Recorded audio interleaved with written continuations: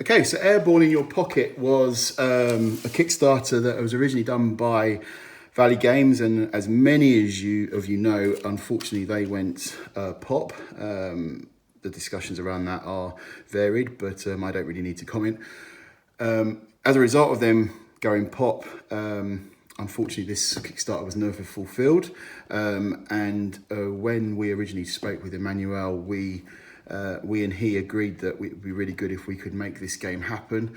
And obviously, it meant that we had to do some things, but the long and short of it is Emmanuel Aquin and WordForge Games never saw any money from that original Kickstarter, and yet we are producing this game to give to the people that got it. So well done, Emmanuel. I think it's a really amazing thing, and also remembering that he and the guys he work with on making this happen did it themselves. So WordForge had very little input in actually the design of this game.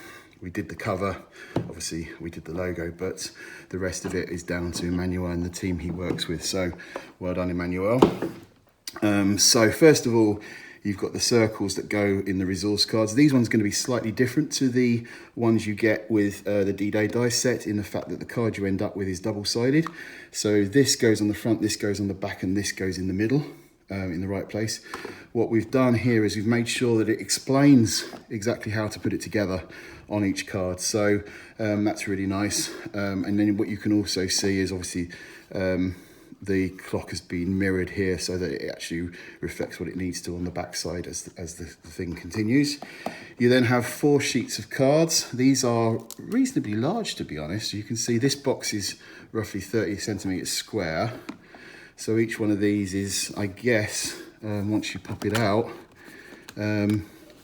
just under a quarter of a 30, which will be about 7 centimeters square. So they're a good size. They're bigger than I think they were originally planned to be the first time round. So you've got 4 sets of these, and they all look very nice. And then you have the rule book. And again, look at the quality here of what's being produced,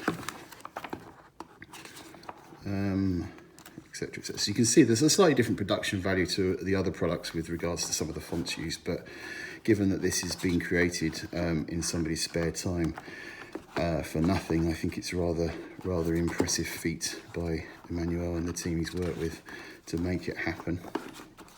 And then what else have we got here? This is the reference book. This is a tome and a half. So this thing is, how big is this? It is probably about 68 pages. I'm not sure what it starts at. It starts at 2, so yes. So it says on the last one, 64 plus 4 is 68 page document. Black and white primarily, but there's lots of information in here. And it's actually really quite interesting. There's lots to read about as well. You've got the cores for the plastic, slightly differently designed. So we've gone with white with these to make it look different. What do you want to look at next? Let's look at the tokens, or the meeples, or whatever you want to describe them as. We had these commissioned specifically. And you can see again, you've got the 4 different colors. And we've had them be made slightly thicker than what a normal meeple would, because both Emmanuel and we were concerned about them falling over, being slightly different shape to a traditional meeple, but they look more in keeping with the game, being a soldier with a gun. So that's quite cool. You then have a shed load of cards, let's be honest. So remembering again, every single one of these has been designed specifically for the game by people in their spare time, and then given away for free as well. Wow. So you've got a card telling you about where the images have come from, Arundel Militaria. It's really interesting because Arundel is a town in the UK, but I suspect it must be one either in the US or Canada that Emmanuel's gone and worked with. You then have what's called the secondary objective cards, which stand out as being with blue backs. There's 4 of those. You then have the rule summaries times 4. You then have a shed load of these ones, which are the events. So what happens as the game progresses. Again, each one of them is illustrated with images of weapons and equipment, as well as giving a very clear status of what happens at the various 3 phases of the game. We then have, next up, we have some German looking stuff, it seems, and that is your Bunker Commander card. I suspect we don't want to go into them too much detail. And then we also have the scenarios, which are really cool, quite a few of those. And then you have the specialist cards. So Craig McAndrews, he's a guy that's helped a lot. He was the one that put Wordforge and us in contact with each other. And I suspect some of these other guys mean a lot to Emmanuel as well.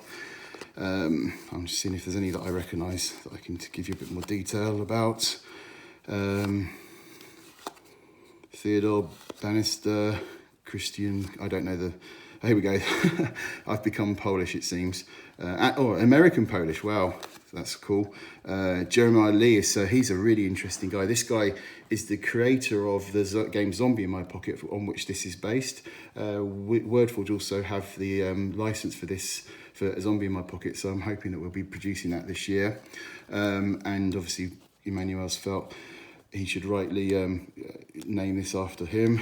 We also have Dick Hawkins, he's my business partner, known as Richard Hawkins, but whenever I get an opportunity, I quite like to put Dick Hawkins into a card. It amuses me.